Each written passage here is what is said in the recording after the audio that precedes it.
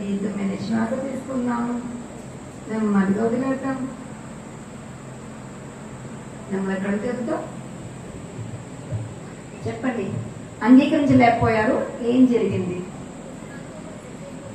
కన్ను బొమ్మల దగ్గరకు వచ్చి కోపం వచ్చింది. ఇంకా బ్రెత్, శ్వాస చాలా స్పీడ్ గా ఉంది. ఇంకా హార్ట్ బీట్ ఫాస్ట్ గా కొట్టుకుంది. ఇంకా చెప్పండి, మాట్లాడండి.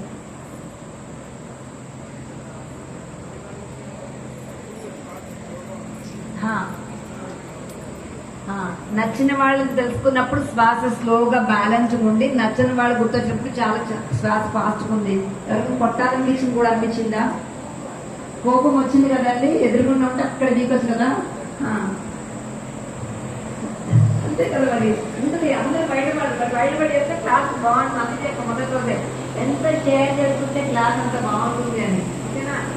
100 మంది ఉండి మాట్లాడకపోయినా అది క్లాస్ అంత బాగదు. ఇద్దరు ఉండి ఆ ఇద్దరు చాలా బాగా మాట్లాడుతున్నా 100 మంది